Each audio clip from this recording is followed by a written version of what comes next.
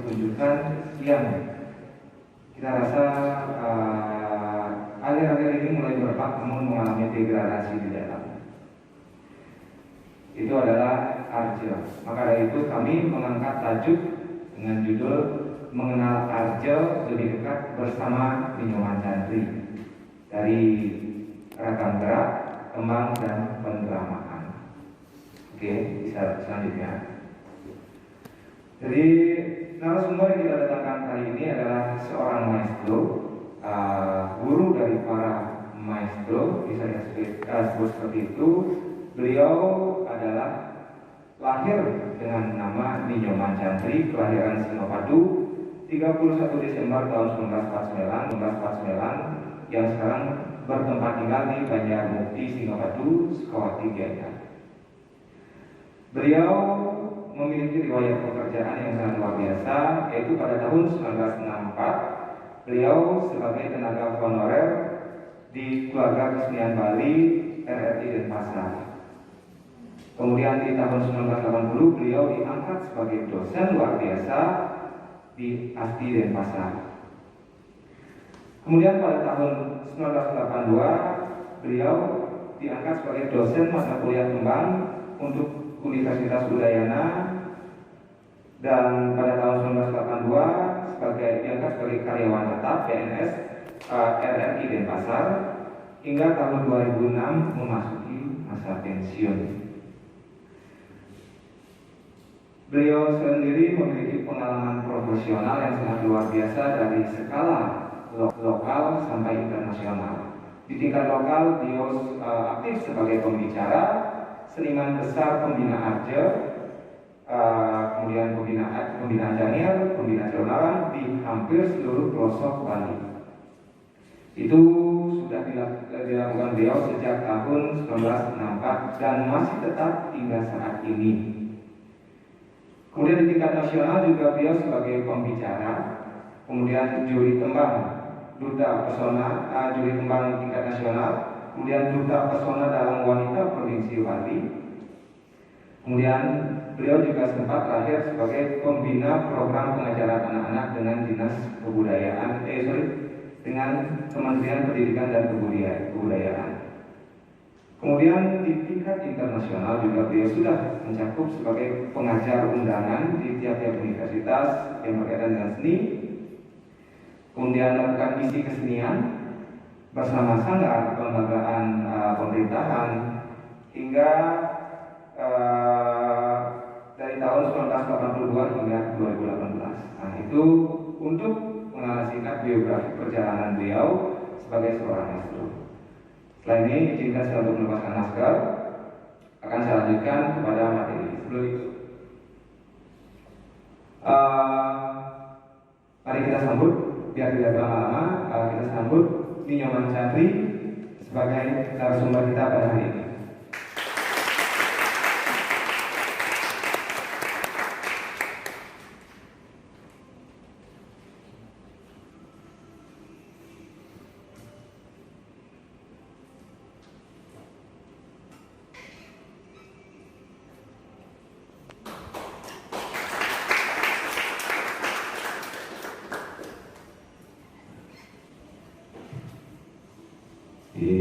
Di sampingnya sudah bersama seorang maestro yang sangat luar biasa. Siapa tidak kenal beliau, Ninyoman Chandri, yang tidak akrab disebut sebagai Ninik Chandri. Berarti Ninik sehat?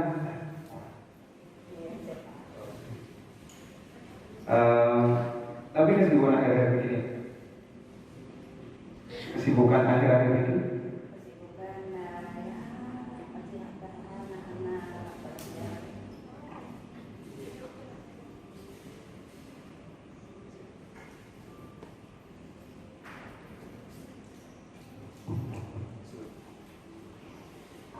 Ya, masih ada anak-anak belajar walaupun ada COVID ya, ada keluar menerima murid kelas 5 itu masih untuk menambah usianya ini ya dapat penyanyi. Sebagai hiburan juga ini, artinya sebelum kita lanjut ke materi lebih lanjut, Ini sudah berapa lama menekuni arjo ini? Memang dari kecil sudah langsung terjun ke arjo atau memang dari lepas terlebih dahulu seperti sekarang? Ya, sebelum belajar arjo, usia 7 tahun sudah belajar tari baris dulu. Setelah itu baru belajar pegung keraton, jadi condongnya. Karena tari baris itu katanya dari ayah Agung Wali Kedok itu sebagai dasar yang kuat kaki gitu. Baru belajar menyanyi. Oh, artinya tidak lepas dari basic dasar dari bali yang kuat juga gitu. Kemudian ini mulai memasuki arjonya sejak tahun kapan ya? Mulai memasuki arjo karena ada di rumah, ada belajar terus sama ayah almarhum Wali Kedok. Nenek nonton terus orang-orang belajar itu, ini tidak langsung dapat belajar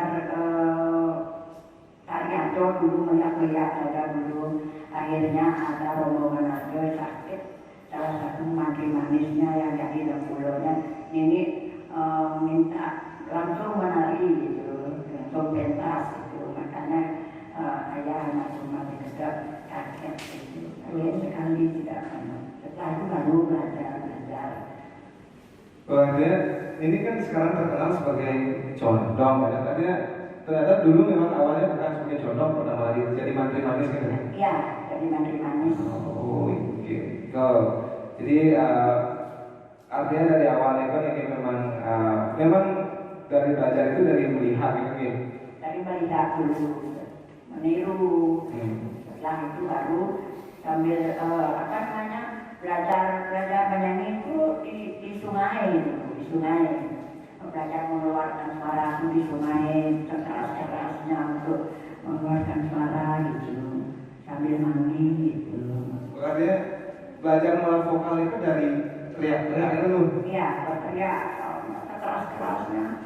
Misalnya memanggil ayah, keras-kerasnya itu. Ya sampai habis napasnya itu, sampai muntah. Lama di sungai itu sampai dikasih lolong isi cabai gitu. Jadi sampai pedas ini muntah. Habis muntah selama 3 hari itu suara habis kembali lagi keluar suara yang baru gitu. Oh gitu, ini teknik baru nih. Besok silakan minum air cabai gitu mungkin biar keluar. Ini kita lanjut Niki banyak seniman-seniman baku seni arjo. Sebenarnya kita ingin tahu apa sebenarnya arjo nih? Arjo kan sudah ada dikabulkan di dalam kata sengketa itu terdapat arjo, dapat awalanaka dari arjo. Arjo itu kan drama dari arjo yang ada nyanyiannya, ada pendramaannya, ada nyanyiannya. Artinya arjo ini hal yang kompleks karena dia mencakup tembang, pendramaan dengan tari tadi. Kemudian ini dari arjo ini banyak sekali penggunaan pupuk. Apakah memang harus sekar alit yang digunakan atau bisa mungkin sekar alit sebagai pepeson atau mungkin sekar agung ya? Ya, kalau pepeson menggunakan sekar alit, pukul Majapahit. Kalau dibilang pukul Majapahit itu Majapahit membaca 4-4 dalam suku kata, kalau sudah nembang itu beda. Kalau sudah jalan nembangnya itu kalau tidak tentu diupasnya diam gitu. Yaitu memerlukan ada artinya di mana cocok, walaupun di baris 3 suku kata, 2 suku kata, kebetulan tepat yang di 4 suku kata gitu. Ini juga tadi tambahkan lagi sedikit pertanyaannya tadi itu tadi kan ini bilang pepeson untuk menggunakan buku Majapahit, tetapi kalau sudah masuk di dalam cerita bisa juga masuk ke kawin, ke kidung, untuk pituah-pituah, untuk penyelam penasar, matur mantri. Artinya semua kompleks dia juga dikembangkan ya. Ini yang dapat sebuah informasi bahwa dalam arjo itu ada penembangan jenis pupuh yang sama. Misalnya pada condong menggunakan pangkur dan pada liku menggunakan pangkur. Apa yang membedakan pangkur dari condong dan pangkur dari liku? Kurang caranya mungkin mengembangkan itu. Kalau condong kan sudah gini apa namanya. Kalau pangkur liku itu kan, liku itu anak yang manja, dia bikin monyer, dia bikin lelucon, itu tempatnya agak itu sedikit beda lagi sedikit. Misalnya kalau condong, kan roda kalau liku dari mulut itu sudah beda mengucapkan pangkurnya, ada lidahnya itu.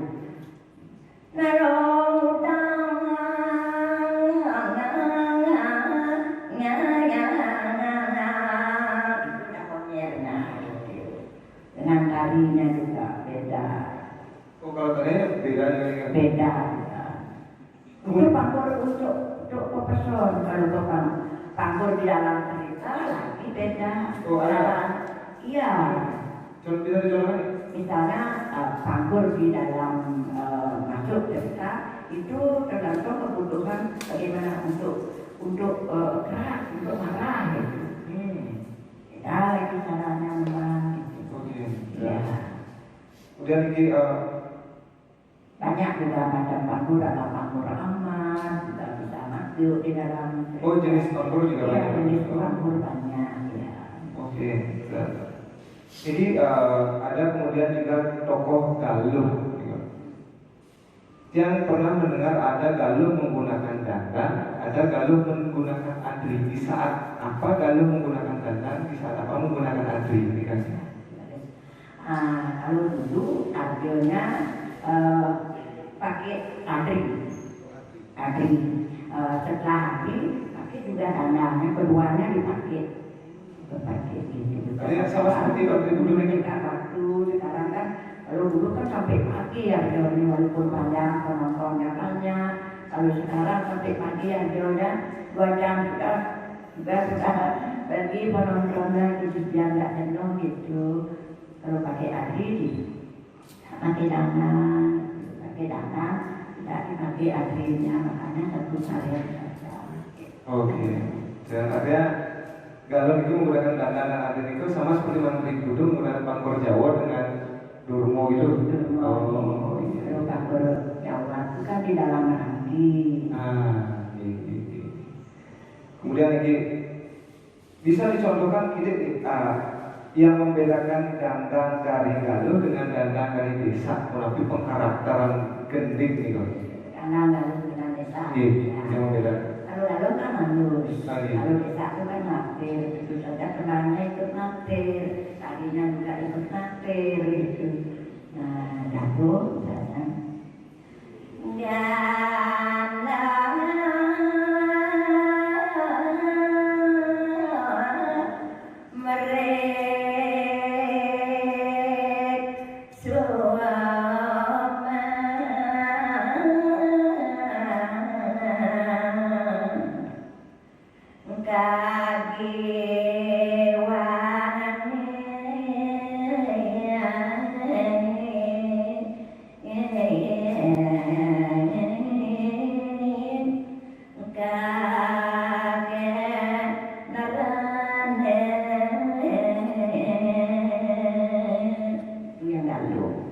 Kalau desa misalnya kata yang sama,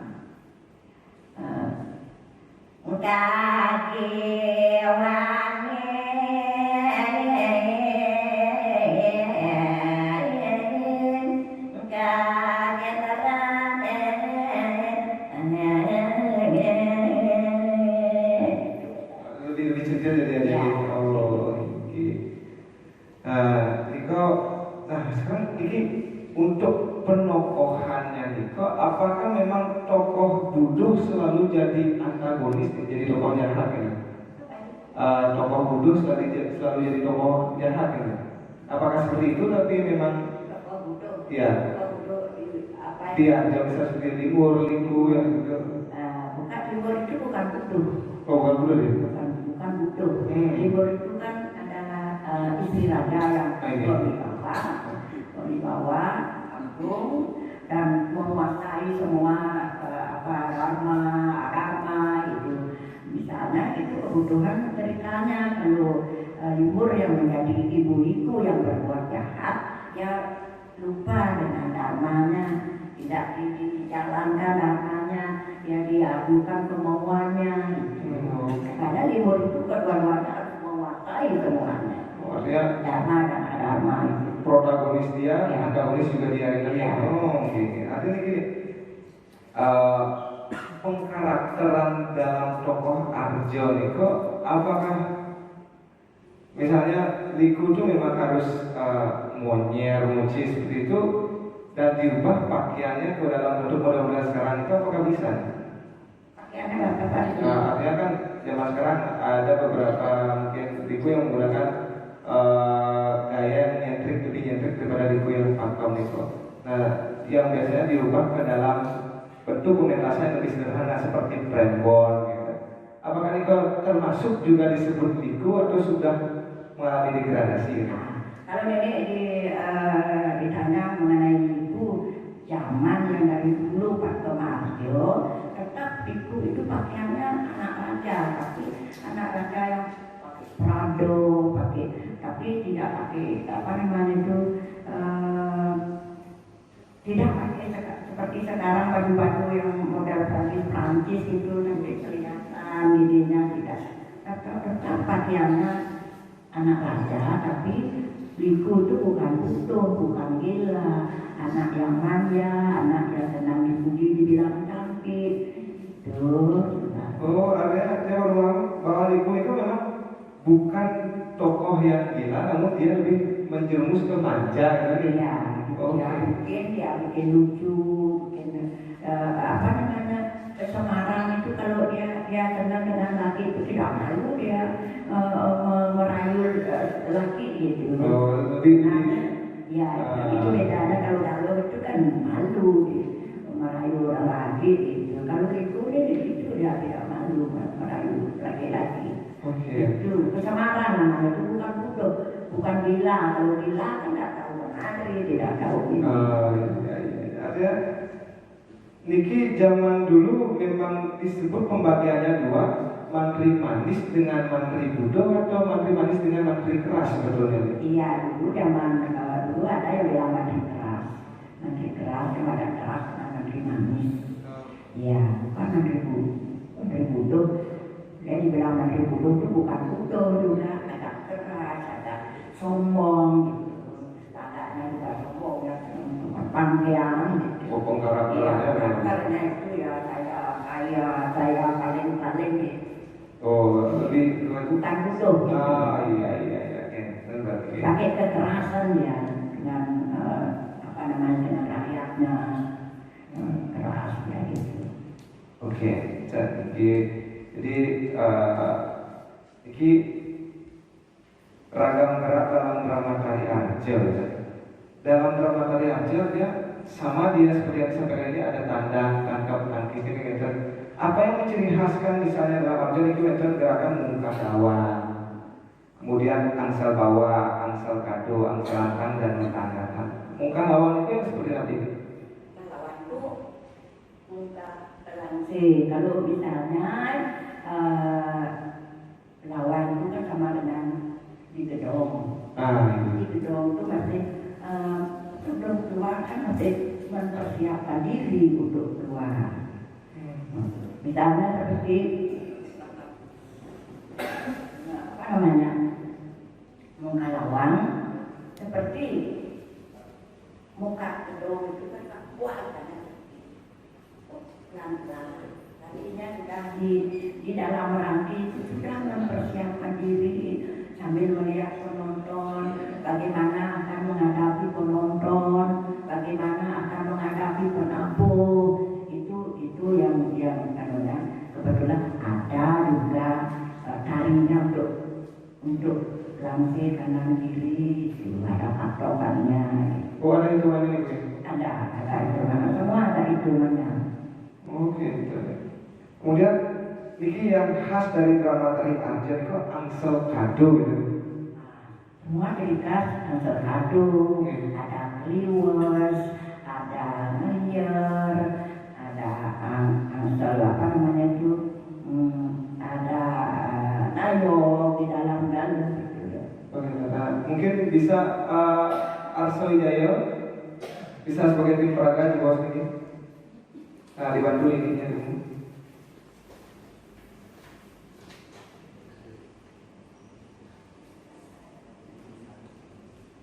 Niki akan bantu ini untuk bisa dibantu nih untuk kita. Ya, terima kasih banyak Arjo dan mau ikut apa namanya melestarikan Arjo. Ini sangat bangga sekali. Mudah-mudahan ini bisa menambah usia ini. Ya. Kira-kira bisa diajarkan dulu ya cara dari muka lawang yang ciri khas yang membedakan Arjo dari Arjo. Ya.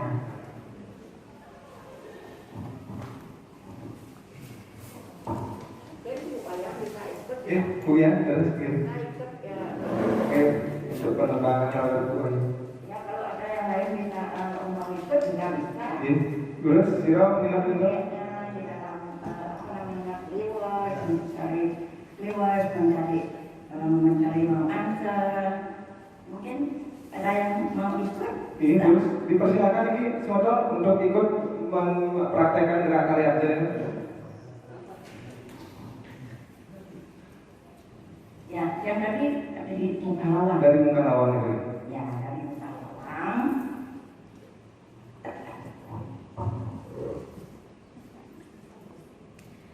Nah, ini dari muka lawang, mukanya setengah dulu diperlihatkan setengah, bukan semua, bukan semua itu, jangan langsung melihat penonton, jangan langsung melihat penonton.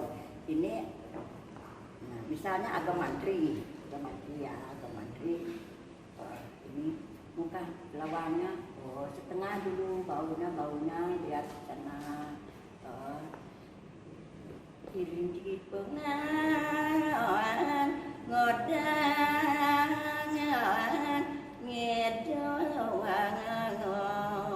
setengah dulu nyanyiannya, baru sekarang ngesah gamelannya. Tang tang tang tang tang tang tang di pung tang terang panggil pada itu pada ini mungkin deh. Sekarang masih baru setengah, baru ambil gelungan tangannya setengah.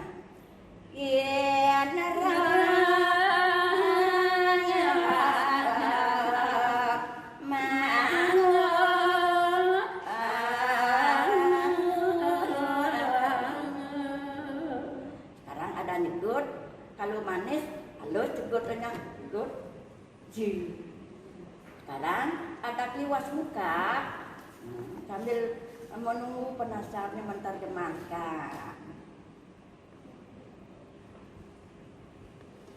Itu yang apa namanya? Itu yang lawang. Dia muka lawang ini.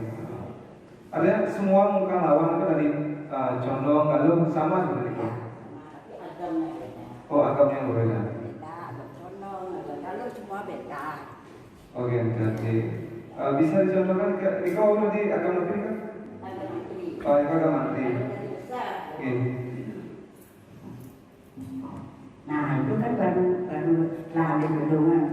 Nah, sekarang ambil mesra juga setengah nyanyian. Baris ketiga ada mesra. Nah, sekarang ada kelibat muka dulu. Muka ini dulu biar dimasak. Sekarang memberi penabuhnya, kodok akan ngesah. Kan habis ini ngarok. Itu udah terus Pak udah. Ulang ya. Dewasanya. Narok udah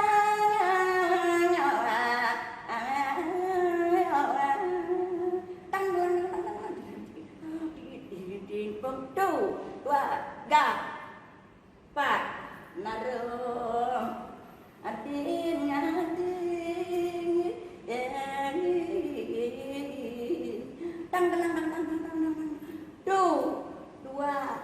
3, 4, 5, 6, 7, full. Itu semua ada hitungannya. Tapi kalau sudah memang tidak kelihatan 1, 2 kan jadi perasaan saja. Dan itu nomor teman-teman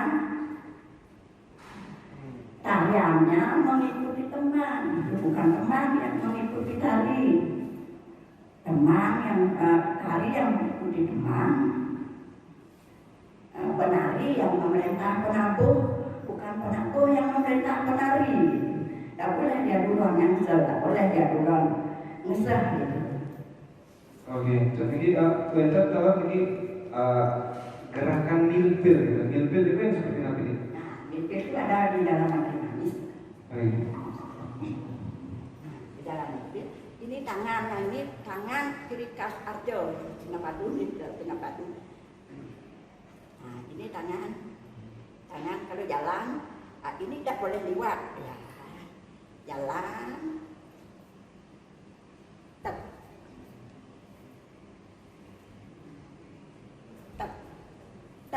tang itu yang milpil. Oh, ini kau milpil ya. Oke. Kemudian benten kliwas gitu, kliwas gitu. Yang kliwas juga ada hitungannya 1, 2, 3, 4. Tetapi kalau sudah ngembang, kliwasnya juga ikut ngembang. Ya, ini sekarang mau dicontoh kliwas dalam hitungan. Ya, dari wiser dulu. Wiser 1, 2, 3, 4. Kalau sudah ngembang, bisa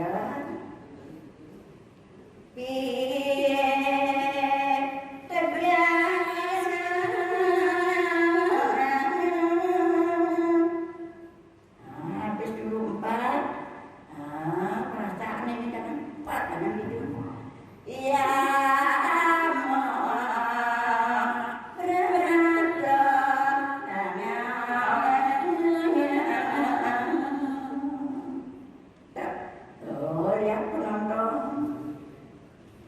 Boleh duluan kanan, habis kanannya yang di belakang, habis kanan baru kanan.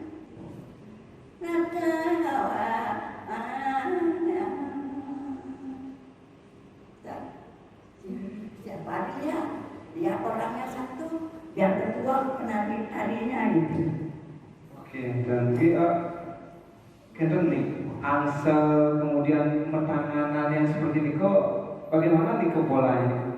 Nah, angselnya kalau sebelum ngangsel, menjelang ngangsel, untuk memberi foto penabuh harus jalan dulu, nggak boleh ngangsel langsung. Nanti penabuhnya marah, dia nggak bisa pas anunya. Mungkin kita sekali yang kena, lupa disuruh bawa kena. Nah, kalau ngangsel diri nanti, tang dipunglah. Kan juga dah, itu Pak Dek. Tangan 1, 2, 3, 4, 5, 6, 7, 8. Kalau isinya lagi lebih halus, misalnya ke tangan, jalan, lama tuh Pak Dek. Melok, baru itu nyanyian maling bang apian anya